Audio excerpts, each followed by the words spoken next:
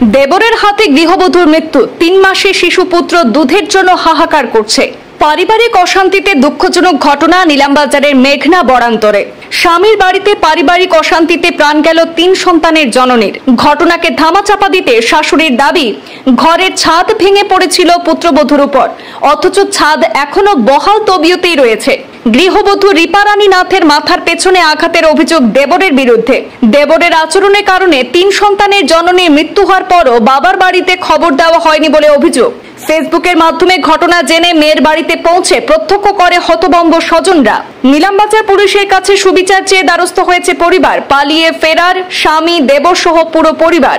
ঘটনার তদন্ত শুরু করেছে নীলামবাজার পুলিশ। সুবিচার নিশ্চিত করতে গৃহবধূর পরিবারের পাশে দাঁড়িয়েছেন বিজেপি নেত্রী শিপ্রা গুণ।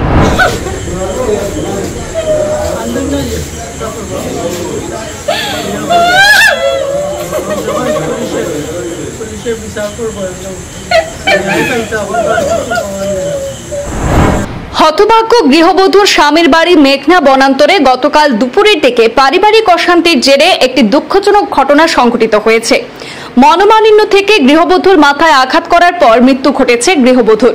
হতভাগ্য গৃহবধূর 3 সন্তানের মধ্যে 3 মাসের একটি শিশুপুত্র রয়েছে। মায়ের দেহ যখন হাসপাতালের মর্গে, তখন দুধের জন্য হাহাকার করছে 3 মাসের শিশু। অভিযোগ, স্বামী সহ বেশ কিছু পরিবারের সদস্য ঘটনাস্থল ত্যাগ করেছেন। ঘটনার বিশদ তথ্যে প্রকাশ, পাথারকান্দি মধুরবন্দের দিলীপ নাথের কন্যা আনুমানিক 28 বছর বয়সী রিপারানী নাথের 2018 সালে বিয়ে হয় নীলামবাজারের মেঘনা বরান্তরের মাখন নাথের পুত্র রূপক নাথের সঙ্গে। পারিবারিক মনোবিবাদ থেকে ঝুঁকিপূর্ণ পরিস্থিতিতে জড়িয়ে পড়ে স্বামীর ছোট ভাই কেশব নাথ। গৃহবধূর মাথায় আঘাতের ফলে ঘটনাস্থলে অসুস্থ হয়ে পড়েন তিনি। পরিবার থেকে নীলামবাজার হাসপাতালে পৌঁছানো হলেও রক্ষা করা সম্ভব হয়নি। হাসপাতাল থেকে গৃহবধূর মরদেহ পুলিশ উদ্ধার করে ময়নাতদন্তের জন্য সেখানে সিভিল হাসপাতালে মর্গে পাঠানো হয়েছে। ফেসবুকের মাধ্যমে ঘটনাটি জানতে পেরে গতকাল বিকেলে নীলামবাজারে পৌঁছেছেন গৃহবধূর পরিবার এবং স্বজনরা। গতকাল রাতে বিজেপি নেত্রী শিপ্রা গুণেরও দ্বারস্থ হয়ে সুবিচার পেতে সহযোগিতা চেয়েছেন বাবার বাড়ির লোকজন।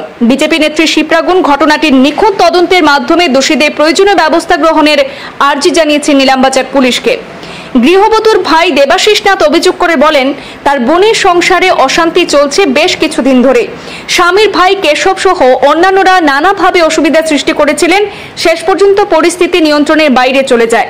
দোষীদের বিরুদ্ধে যথাযথ ব্যবস্থা গ্রহণের দাবি তুলেছেন ভাই সহ পরিবারের সদস্যরা। আমি হইলাম গিয়া মেয়ের বড় ভাই, আমার নাম দেবাশিস নাথ। আমরা যে একটা বোন বিয়া দিছি বরান্তর, আমার নাম হইল গিয়া রূপু নাথ। আমরা ঘর হইল মধুরবন, পাতারকান্দি থানা মধুরবন গ্রাম। আমরা বোনটারে আজকে রূপুর বাইয়ে মাথার বাড়ি মারিয়া মারছে। আমরা ওটার সুবিচার চাই, ওটাও আমরা চাই আর সবার কাছে আমরা ওটার সুবিচার চাইতাম।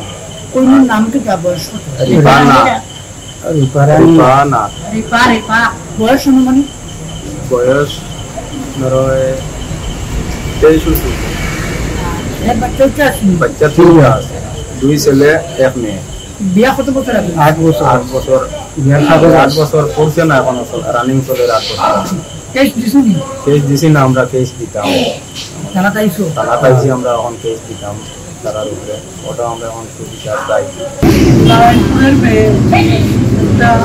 তারা ফেসবুকে দেখিয়া তারা জানছে যে মেয়েটা মার্ডার হয়েছে। তারা আইসে, আমি তাদের নিয়ে থানাতে আইসি এবং তারা একটা আইসে আর যে মেয়েটা যাতে ন্যায় পায় এটার লেগে আমি ওসি সাহেবের সঙ্গে কথা হয়েছে। তাই কোয়েশন যতদূর সম্ভব তাই ন্যায় পাইয়া দিবা এবং এনকোয়ারি করিয়া যতদূর হয় যাতে ন্যায় পায় মেয়েটা কিভাবে হত্যা যদি হইয়া থাকে তাহলে এটার উপযুক্ত বিচার চাইতাম আমরা।